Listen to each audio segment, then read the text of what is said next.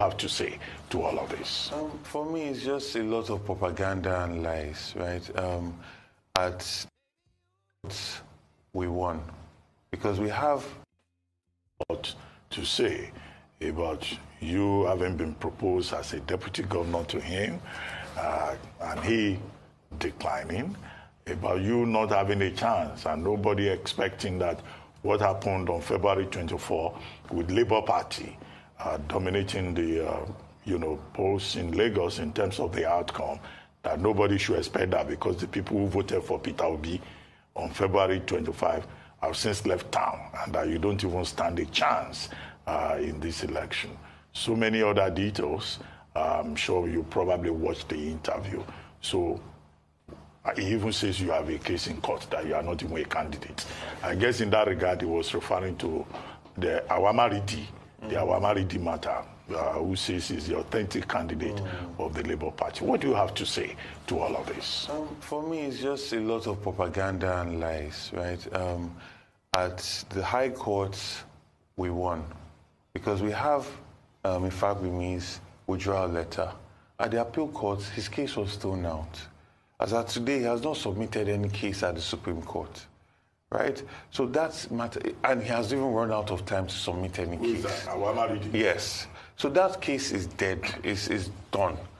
The Jide, Dr. Jide Adediran, took me to court to say that I had not withdrawn from PDP and all that. The judge threw that out.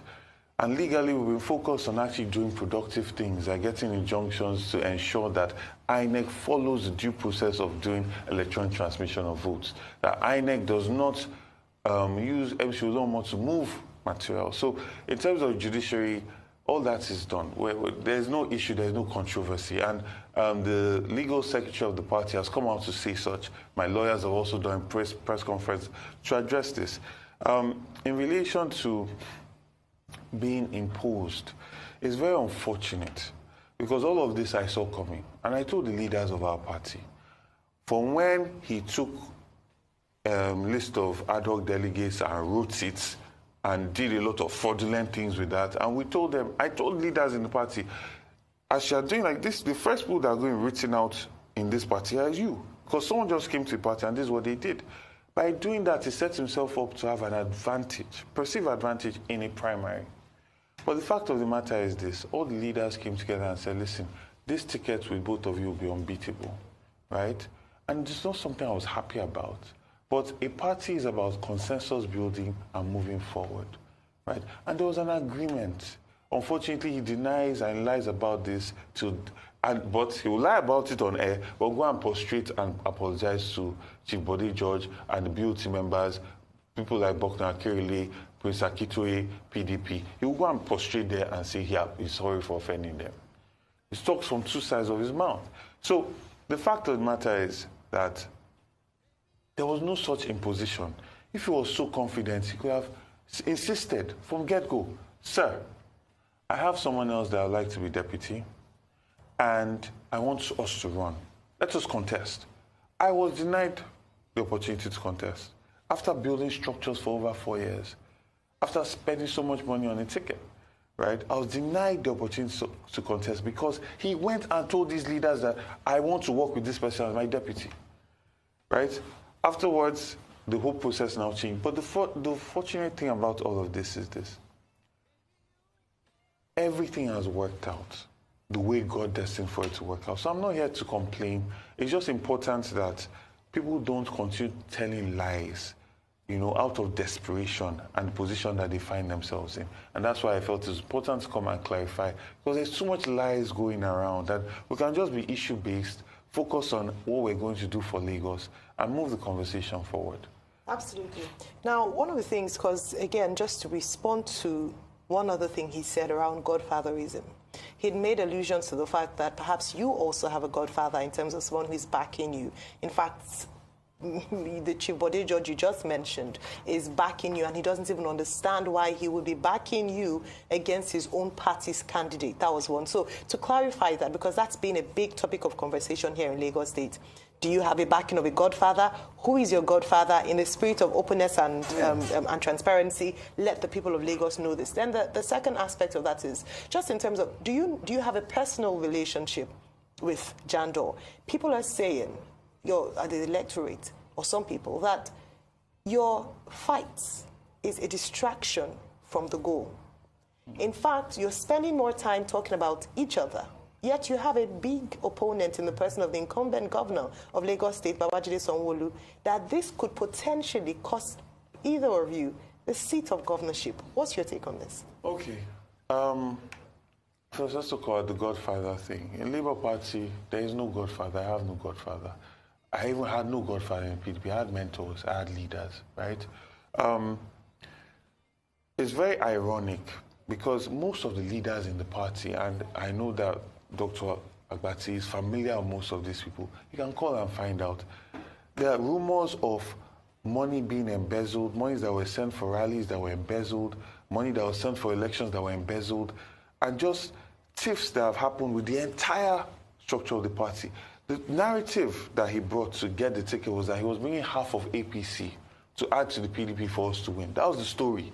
All of them have gone back to the APC. So where is the value now? We're back to the original PDP. And it's ironic because he got the ticket because all the leadership, from the national chairman, IU, to the governors, to leaders in the party, to Obasanjo even, all insisted that this was the person that they wanted. So it's very rich that when tables have turned, he's talking about godfatherism, right? So that, for me, that is still just pulling straws. The other question was on... The distraction. The distraction. So for me, if you notice, I don't give this any attention, really. I've not mentioned his name in interviews in the past 2-3 months.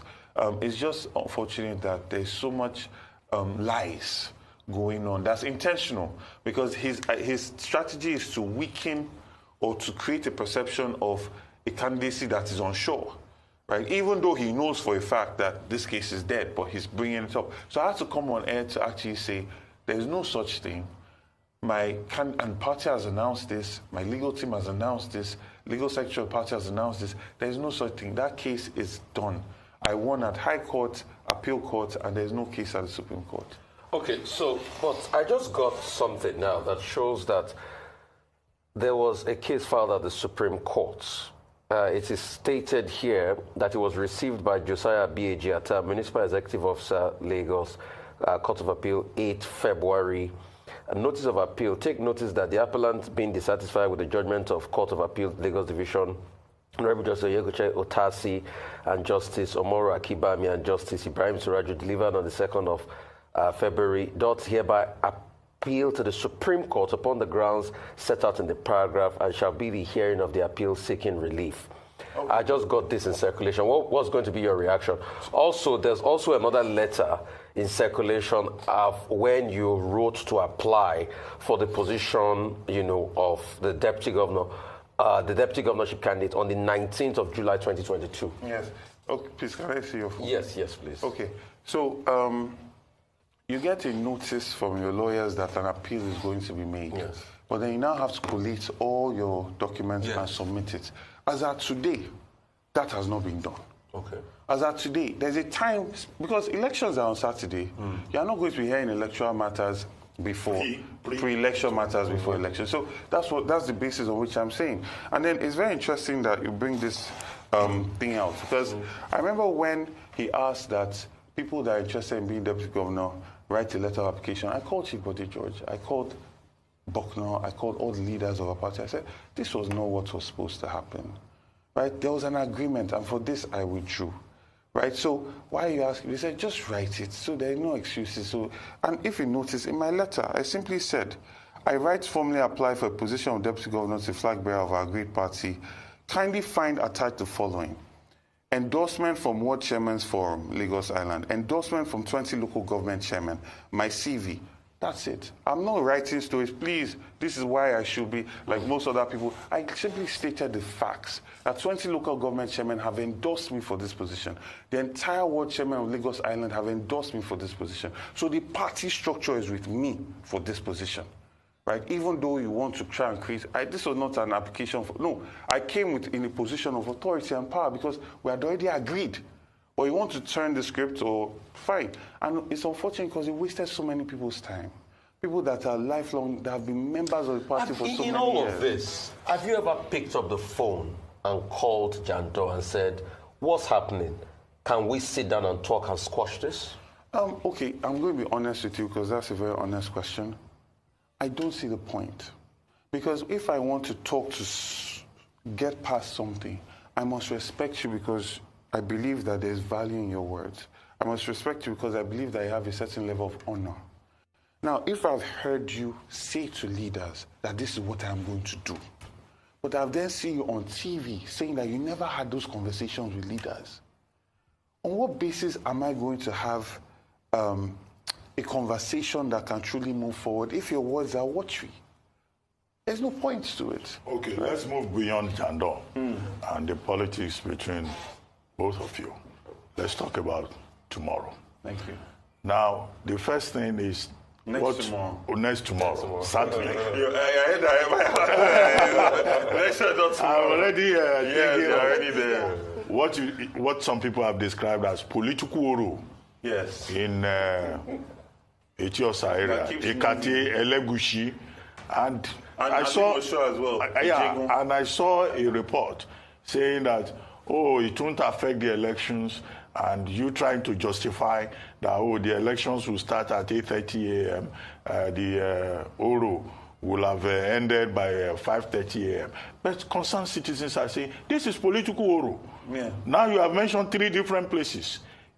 Around election time, that's when these traditional rulers are bringing out Oro. So why are you defending them? That's number one. Number two, the police are saying that the allegation, well, that's what they say, that you were attacked, or some of your supporters were attacked in Ekpe, that they don't have any evidence to that effect. That is fake news. Is it fake news, or was there truly an attack? Okay. Those 2 issues. Okay. So let's start with the political role. I respect our traditional fathers. It's unfortunate that there's a perception that this rights that they are trying to do is moving along with the INEC timetable.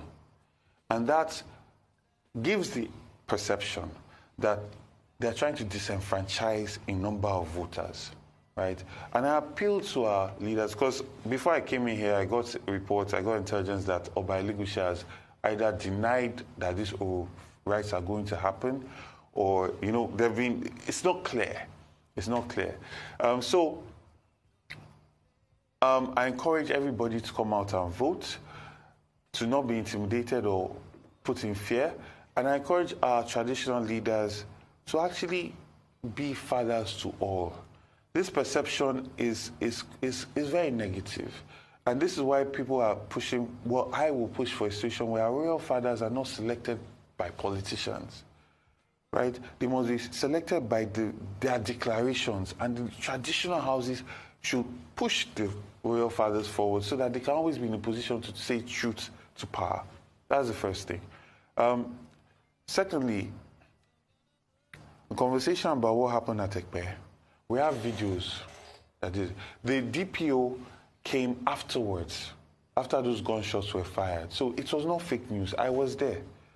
Fortunately for me, the state security services did a fantastic job because there are people in Mufti way ahead of us. They had already given intelligence, so my people were riding on a bus. My chief detail took me down immediately. I was down, out of sight, and about 5 minutes later, we had gunshots. There were gunshots fired, right? There were gunshots fired. So that were there, that can testify to this. People like Wali Oluwo were there. People like Honorable Najim were there. So it was nothing like fake news. But the DPO eventually came in and was at the junction where we could exit Ekpe, and they gave us cover. But that did happen. And we had 2 buses that their windshields were broken. We had cars that were, there was a lot of aggression, right? So those are realities that cannot be wished away. All right, thanks for clarifying that. But let's talk about, you said something earlier around you working with INEC to ensure that there'll be an electronic transmission of results on Saturday, amongst other things. What's the update? You didn't give us the update. How much progress have you made with that? And also, as you just spoke about security, it's another important factor. How confident are you in terms of the security provisions for Saturday, and what is your party and yourself doing to ensure that people come out to exercise their franchise? So I did not say I'm working with INEC. I said we got an order from the court, a mandamus order. If I didn't pronounce it right, please forgive me. I'm not a lawyer. Okay. So for INEC to follow its procedures, and that is a subsisting order. So if INEC does not transmit votes electronically from the polling unit, they're already in they're in violation of that order. So that's what we've gotten. INEC has come out to say that they will transmit this time, but unfortunately, they've broken our trust. So we're going to go in there hoping for the best, but prepared for the worst. In terms of security, we've made significant security arrangements. So people should not be afraid to come out, especially in places that were attacked previously. Yeah. We have gotten ourselves organized. We're going to resist any form of intimidation or harassment. And that is the word I'm giving to people that are coming out to vote, because there's only so long you can take being bullied. We believed that there was going to be electronic transmission of votes initially. That's why those kind of organization did not happen. Because no matter what you want to do at the World Collation Center, we saw it in Oshun, where Omishore went there. The place was pretty much empty because results had been transmitted. Right? But now we know that that might not be the case, so we are prepared and well organized. Let me posit two scenarios. In a case you win these elections, what will be your reaction? And in a case you lose these elections, what will be your reaction? In case I win this election, I'll be jubilating and I'll be very happy that, Lagos is free. And it'll also be a very pensive moment where I start to reach out to people to think about how, thanking people, because this is having a labor of love. I'm only here because there are so many people that have supported us. Not by money, it's grace of God as well. So there's that, the first 2 days. The question now is, how do I lose? In case you lose the election? Yes, so the question is how. If there is violence, intimidation, there's no electronic transmission of votes, I'll go to court. I went to tribunal for my central case, so it's not something that I've not done before. But the idea is, let there be free and fair election so that people can move on with their lives afterwards. Okay, what's your response to the ethnic politics being played? It's been said that you are Chinedu. It's been said that you can't even speak Yoruba. It's been said that your mom is Igbo, and that anybody with small drop of non-indigenous blood will not be allowed to be a governor of Lagos State. In fairness to the governor of Lagos State, the incumbent, Babajide Sanwo-Olu, he has said people should eschew religious and ethnic bigotry. But that must be some kind of pressure on you, having to explain that your family is 5th generation in Lagos and all that. Are you going to this election overburdened that you have been labeled a Chinedu who should not be allowed near Alausa?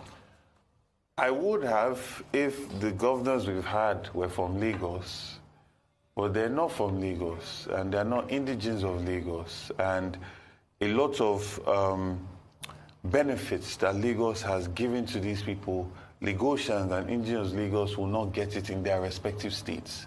I'm talking about Oshun, I'm talking about Ogun State, I'm talking about Kwara, I'm talking about even as far as Kogi, in case of Honorable Faleke. So I'm not burdened when people try to bring ethnic bigotry. I think when I started to get worried was the fact that the steward of the state, the governor, chief security officer, blind attending debates 5 times. I started to get worried because it implies that he did not believe that the people were going to put him in position.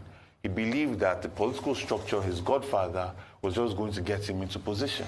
Now he's moving all over Lagos because he's seeing the force and the strength of the people. Right? Now, I understand that there's this feeling, this propaganda that's really taking heart in Nigeria against the Igbo people. You saw it in Amadu Bello's clip when he was being interviewed, this idea of a takeover, right? But most of these people just want business to work. They want commerce that works. That is it. Nobody's trying to take over anything. Right? And I've said this several times, even on this show. The idea that someone will say Lagos is no man's land is extremely appalling to me. Right? Because there are people that have built the culture and the idea of what Lagos is, the welcoming nature of it, from the Aworis, the Eguns, even before the Oba of Benin sent the current royal family to Lagos. It was already a trading post. There were people, the Tapa people were already here, the Nupe people were already here, and they were mixing, and there was a culture, right? And that culture was a welcoming one, a live and let live one, right? And that's why someone like Macaulay, Azikwe, could have one of his biggest allies in Adinji Adili, right? You cannot question the pedigree of Adinji Adili in Lagos State. But the issue is... Blue blood. Yeah, you cannot, but Adinji Adili or his progeny cannot go to Osho and become governor. They cannot go to Ondo and become governor, no matter how long they live there. It's so difficult for even an Ogbomoso man to become governor in Oyo State. So, let us not... Let's not go there. In Oyo State. I know. That's what I'm saying. For Akala to have become governor, he was in the civil service for such a long time. For that to be repeated, it will take the grace of God. Right? So, for me, let's not... I know that there's desperation that sets in after that election, and people just tried all sorts of things, but let's keep it issue-based. Lagos deserves more than all of this, and we've lived in harmony for so long. Lagos is a microcosm of Nigeria, really. So, we want Lagos to work, we want Nigeria to work, and that's what the conversation should be about. Okay, thank you very much, Gbadebo Rhodes-Vivour.